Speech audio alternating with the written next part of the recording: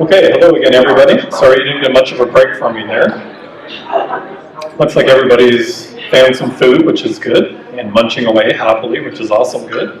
And so while you don't have the opportunity to speak or ask questions, we'll introduce the keynote speaker so she can have full reign. So it's my pleasure to introduce somebody who many of you needs no introduction, and that's Dr. Susan Sherwin, who will be our keynote speaker for today's conference. And the title of her presentation is The Pleasures and Perils of a Faculty Union Then and Now. So she'll be reflecting back on some of the early days of the DFA. So Dr. Susan Sherwin was the first female faculty member in the Department of Philosophy here at Dal, and she was the first woman president of the DFA from 1979 to 1980. She was also a founding member of Dalhousie's Women Faculty Organization. Susan's accolades include Killam Prize in the Humanities, Canada Council for the Arts, 2016. She's a fellow in the Royal Society of Canada and the Canadian Academy of Health Sciences. She has a Lifetime Achievement Award from the Canadian Bioethics Society, and she's Distinguished Woman Philosopher, American Society for Women in Philosophy in 2004. And she also holds an appointment to the Order of Canada as of 2015. So a very distinguished academic career, and it's a great pleasure and honor to bring her back as a former DFA president and to speak to you this afternoon. So please, those who have a hand-free, not on a sandwich, just take a very welcome. Thanks, Dave, and thanks everyone for coming and inviting me to wax nostalgic for a while. Because it's lunchtime, and in light of the earlier conversation from the panel discussion and how perhaps narrow the university criteria are for evaluating merit and excellence, I am going to start with a joke, which I don't normally do, and it has to do with why God never received tenure at a university. Some of you probably know this well already, but it's because he had only one major publication. It had no cited references. It wasn't published in a referee journal or even submitted for peer review. Some of it there was even doubt whether he wrote it himself. And it may be true that he created the world, but what has he done since? His cooperative efforts have been quite limited. The scientific community has a very rough time trying to replicate his results. He never applied to the ethics board for permission to use human subjects. When one experiment went awry, he tried to cover it up by drowning the subjects. He rarely came to class, just told the students to read the book. He expelled his first 2 students for trying to learn. Although there were only 10 requirements, most students failed his tests.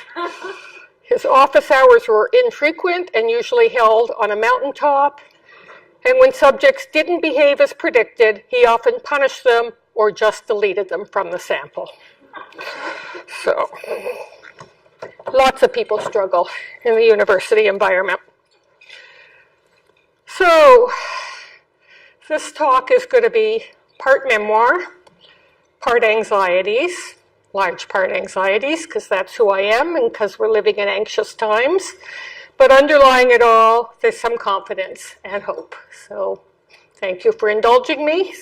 Some reflections 40 plus years on. And I'm going to start with the then, and the then is even pre-certification days, when I was a very young, naive person and unfamiliar with the ways of unions and much else in the world. And I just want to confess that I had a pretty sheltered, privileged upbringing, and my entire adult life has been spent in university environments. So whatever I have learned in terms of social, political, and ethical dimensions has really come from university community and what I've been able to learn about the need to get outside that community and engage more broadly, including my appreciation of the need to listen to voices that are very hard to hear within the university, even today, as we heard in the earlier discussion. So I want to just mention a couple highlights that stand out for me in my awakening through university life. And the first one was my first year as an undergraduate in Toronto, 1965. I attended a weekend teach-in about the Vietnam War. And just how young and naive I was, I spent the first day listening to all the atrocities that were already being recorded, thinking, this can't be true. No, can't be like this. And if it is like this, surely the American leadership had a reason for engaging in the acts they did. They just couldn't tell us publicly because, there were strategic reasons for secrecy. Well, by the end of the weekend, those scales had dropped from my eyes, and I no longer had confidence that governments working in secret would be doing the right thing. So it was late in life, but I did get it as an undergrad. As a grad student, one of the events that was particularly significant for me, I went to Stanford, and I was there 69 to 74, really the height of the Vietnam War and the height of the protests to the Vietnam War. It had expanded into Cambodia and Laos, and one of the things that got Stanford attention it didn't want was internationally publicized hearings in their efforts to fire Bruce Franklin. Bruce Franklin was a tenured professor in the English department, an avowed Maoist, and he encouraged students to resist the police and also to try and close down the computing center. So on that basis, he was fired from Stanford. He was blacklisted for a few years till 1975, when in fact the climate about the Vietnam War had quite changed in the United States, and he has since then had a named chair at Rutgers University. So he landed on his feet, but it turned out not that hard to fire a tenured professor for his political beliefs in those days. And my awakening continued through my personal participation in a feminist consciousness raising group, an institution I'm so sorry has gone out of style. It was really a valuable experience for me. I went to Stanford because I was going to do logic and philosophy of mathematics. By the time I finished, I wrote my dissertation on the moral foundations of feminism. And apparently it was the first philosophy dissertation in the United States on feminism. So things changed quickly in my time there. I could do this because the philosophy department was in complete flux at that point. There were no women on faculty in philosophy, nor had there been any when I was an undergraduate. So I never had a woman professor as a student. And what I did have amongst my male professors was 1/3 who were due for retirement, and another 1/3 who were then untenured. And when I arrived in 1969, distinguished Aristotelian philosopher Julius Moravcsik came in as head of the department, and he looked around and he saw 1/3 of the department was untenured, and he told those untenured faculty he didn't hire them, so he had no intention of tenuring them, and they should start looking for other jobs. Not a unionized university at that point. So message was fairly clear. I came to Dal, as was mentioned, as the first woman ever hired in the philosophy department here, and for a number of years, the only woman ever hired. It was interesting. I won't go into that at the moment. The department was very largely supportive, not entirely, but largely supportive of my work, and I'm grateful for that. I was asked to join the DFA executive fairly early on in order to give some female representation to that body, and that's how I got on an awful lot of committees. In those days, there weren't a lot of women faculty members, and indeed, we were doing the equity work. So I have much sympathy for my colleagues, your colleagues, who are representing underrepresented groups. I know the workload that comes with those positions. So the union drive began shortly after I joined the executive, and It was really thanks to the excellent strategist we had in Bob Roger that helped us get certified as a trade union, but it wasn't Bob Roger alone. There was a lot of people involved in that effort, including our then president, Philip Welsh, who is a physician who ended up being excluded from the union once we were certified, but he sure worked hard to help make that happen, and so did many more people. When the negotiating team was formed, we thought about being 5 people. It ended up being only 4 with a rotating chair for people in the union to come in and observe what was going on at the table. We knew secrecy wasn't good, so we had people moving through. The 4 participants in the negotiating team, as you heard earlier, were 2 senior professors, Bob Roger and Michael Cross. Bob was a statistician in psychology, and Michael was a Canadian labor historian. And then there were 2 junior faculty, Alan Kennedy from English and myself from philosophy. I didn't even have tenure yet. That's how naive I was. I thought it'd be worth doing, and I did, as you can see, get tenure. Bob and Michael were both very smart and very strong. They shared a lot of things, including values and determination of where we needed to end up. They both were chain smokers at a time when smoking was allowed everywhere. But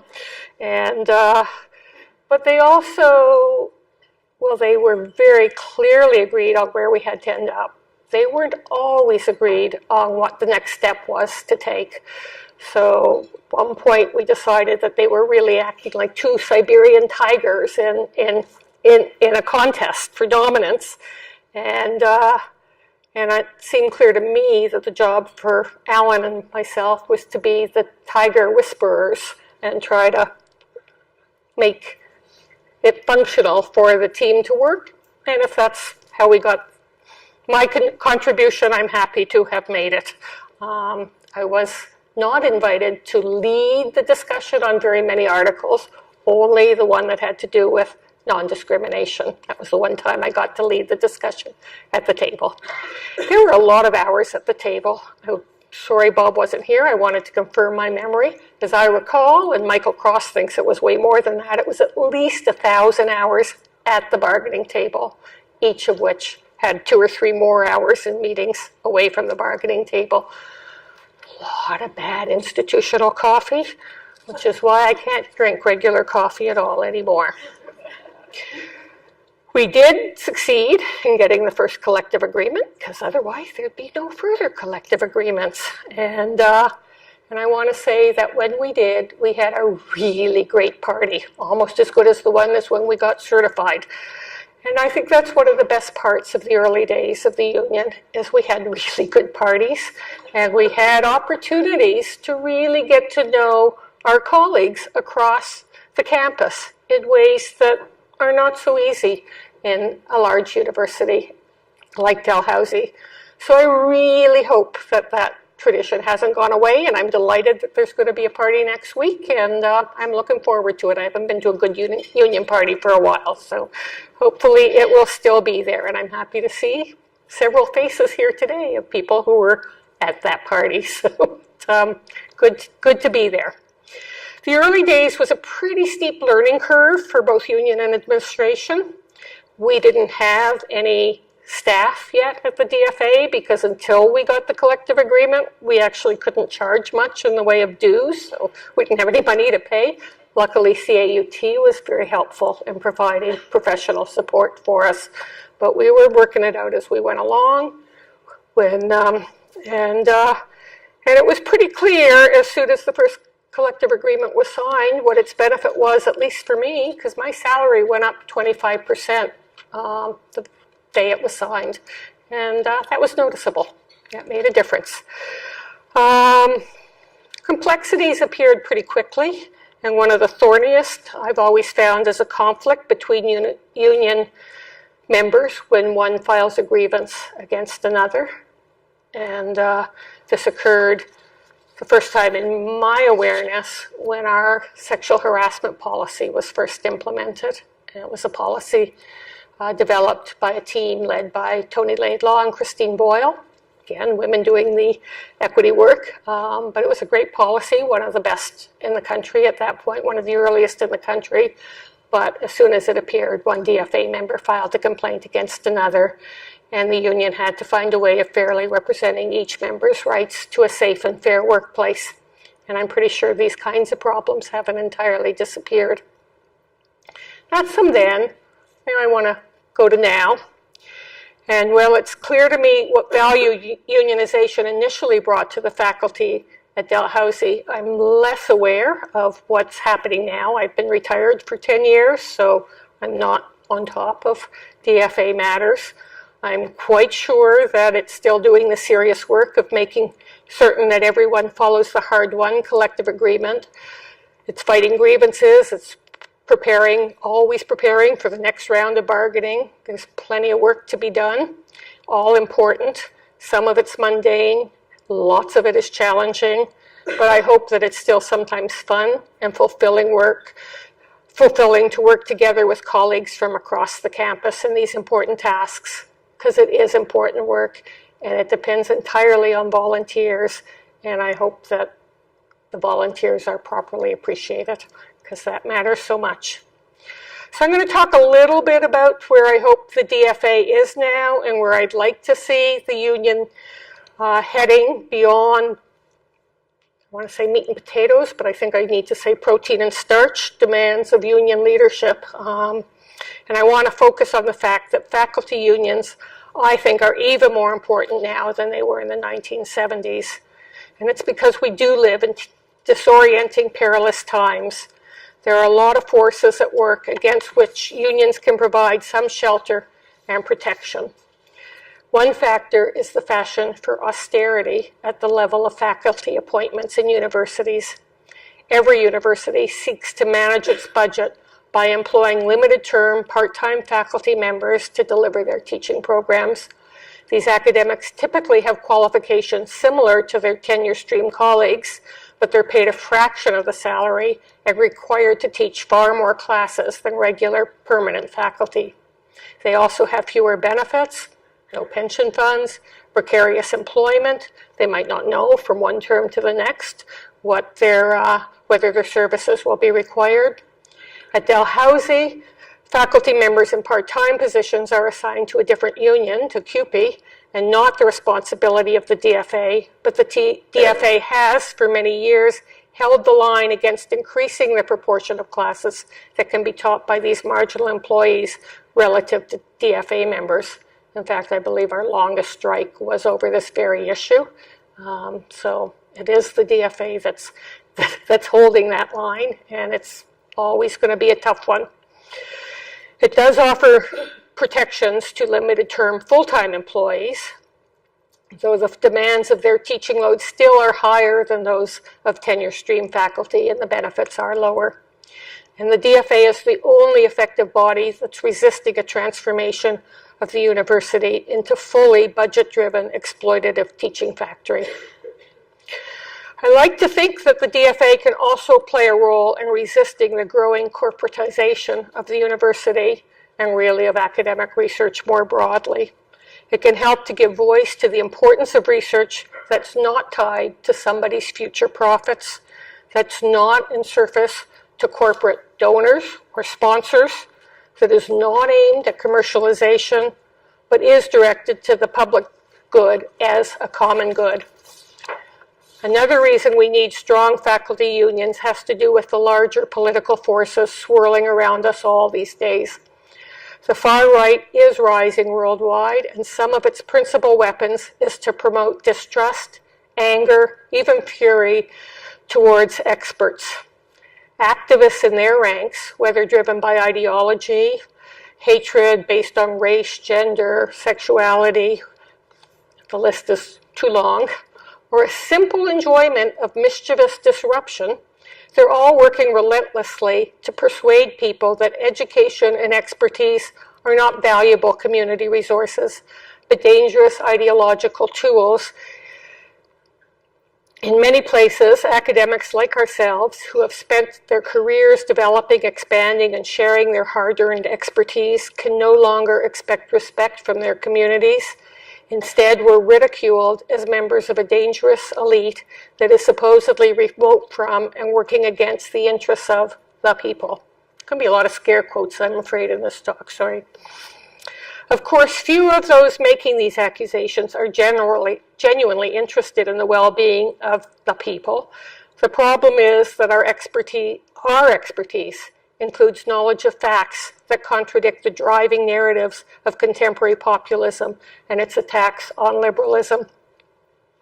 There are many academics who understand the history of far-right politics, the harms of divisive politics, the hazards of painting some groups as subhuman, and the power of frequent shameless lies. Collectively, we have the evidence and the skills to challenge false narratives, bad science, objectionable values, and naked abuses of power.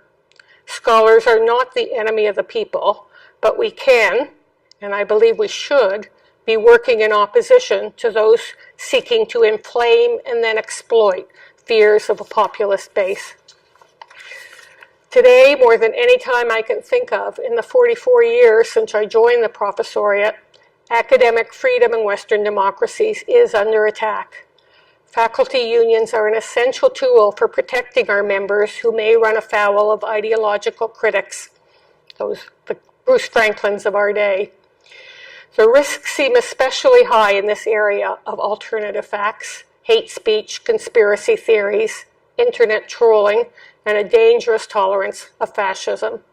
Since Trump was elected president, several American scholars of African descent, especially those who promote progressive ideas through their teaching and research, have been targeted for public attack. Progressive women and members of the LGBTQA communities have been seriously harassed and threatened by online actors. Many are subject to vile online threats and insults. Campaigns have been organized to demand that particular faculty members of marginalized groups be fired, often for limiting free speech of students or for supporting students in their efforts to block visiting speakers who spew hate. They need their institutions to defend them, sometimes to the point of providing personal security services. A report that I just read by Brian Howie in Reveal, which is the Center for Investigative Reporting, published on October 30th, has the chilling title, "Right-Wing Groups Are Recruiting Students to Target Teachers."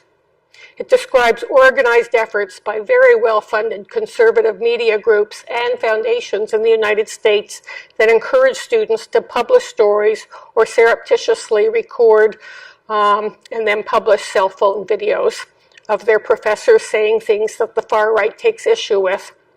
Students are asked to submit professors' names to professor watch lists and to film or record them without the professor's permission. Then the films and recordings are edited to remove context and other important content. They're posted on websites run by the far-right groups where they may be shared on other like-minded sites, sometimes attracting 1 million and more views. The article offers a few examples.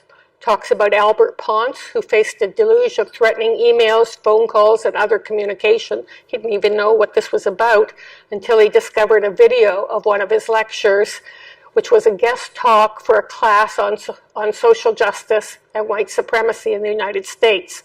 That video was picked up by somebody running a right-wing website. He misleadingly edited it and then posted it on his own website under the headline, "DVC Professor Calls for Violent Overthrow of White Supremacist America." Ponce's institution was flooded with calls demanding his removal. The college has chosen to say nothing publicly. Homey also reports on the case of Tommy Curie, an African-American philosophy professor at Texas A&M. This time, the American conservative picked up a radio interview that Curie did back in 2012, where he explored the question of whether African Americans should be carrying guns as a means of protecting themselves against police and others who seem to be murdering them with impunity. So this was reported as a professor promoting the killing of white people. His university president didn't keep silent in this case. He did choose to speak, but the statement he released isn't exactly what Curry would have hoped for. He said, quote, "Disturbing comments about race and violence that stand in stark contrast to Aggie core values, most notably those of respect, excellence, leadership, and integrity, values we hold toward all of humanity," but he, end quote, but the president distanced himself from Curry. Curry's office email and answering machine were absolutely inundated with death threats on a campus that promotes itself as gun-friendly. He and his family moved out of town, and he now commutes across state lines to teach. And he said, Curry said, "It's not just about the individual attacks and the difficulties to the person's life. It's creating the kind of idea in the public that you can kill a professor. You can kill someone for thinking differently," end quote. Pretty disturbing stuff. Now, I don't know if faculty unions were involved in either of these cases or in others with similar patterns, but I do assume that if such threats are made against their members, unions will demand vigorous protection from the institution.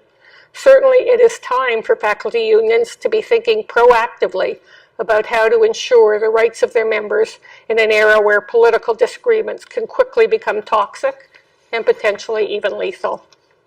Now, unions have a difficult challenge because some of their members are themselves supporters of far-right ideologies. In Halifax, we've seen recent evidence that racism and misogyny are alive and well within our own police, fire, and transit unions. And faculty unions are not immune to this phenomenon. In fact, faculty unions have some added reasons for worry. They are a particular risk of having members attracted to positions in opposition to those of their more progressive colleagues. Part of our training as academics is to question common wisdom. In my experience, many faculty members delight in taking up contrarian views just because they're contrarian. They enjoy saying provocative things that earns them a reaction from their colleagues and sometimes from the public at large. They welcome the opportunity to taunt their liberal colleagues and challenge their students with views that are daringly outside the mainstream of university cultures who are trying to promote diversity and inclusion. They position themselves as brave speakers of the truth, challenging received wisdom and becoming victims themselves in the face of the backlash they trigger. They too claim the protection of their union against administrative or even local departmental efforts to limit their speech. In negotiating this difficult terrain, faculty unions also have to sort through the potential of conflicting responsibilities. Sometimes the hostility aimed at a professor is actually encouraged by another faculty member. Indeed, some faculty members have been embraced by the alt-right, and their pronouncements are taken as license for campaigns of attack. I'm thinking especially of Jordan Peterson at the University of Toronto, who seems to be enjoying the attention he receives from right-wing groups. So I disagree with much of what Peterson says. I'm not suggesting he should be fired for his views. But I do take issue with his efforts to encourage the silencing of his colleagues. Although he did back off under criticism, he did attempt to start a website, and he explained it in an interview to CTV, he said, quote, "We're going to start with a website in the next month and a half that will be designed to help students and parents identify postmodern content in courses so they can avoid them." And he started by listing every class at U of T in the Gender and Women's Studies program of the classes that students should avoid. So faculty unions do find themselves in a dilemma. It's important for universities to be open to different views and to be willing to debate ideas and ideologies. We cannot prohibit certain conversations simply because they're politically charged and unpopular. My own career was built on research and writing that pushed the envelope as to what achieving equality entails and why historical prejudices against women, racialized minorities, Indigenous people, those with disabilities, those with consensual and sexual and gender preferences and identities outside the mainstream, and others must be challenged and abandoned.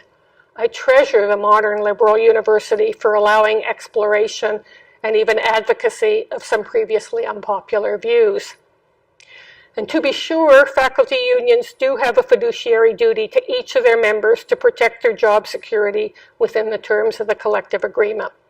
But that is not a license to use one's title irresponsibly. Scholars who use their credentials to shill for corporations, exaggerating the evidence of benefits for certain products, such as pharmaceuticals, or downplaying scientifically established risks of activities like smoking or clear-cutting our forests, they should be held to account for violating the norms of scientific proof. There is much more to be said about academic freedom, and I'm really happy to see this afternoon's panel will take up that thorny topic. Finally, I want to speak about the responsibilities of being an academic in the current political climate.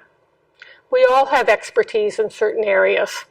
Some of us are scientists trained to understand key findings in our own field, evaluate scientific claims, and develop and defend new research that advances understanding. Many believe they're engaged simply in the pursuit of truth and that it's inappropriate to lobby for one position over others.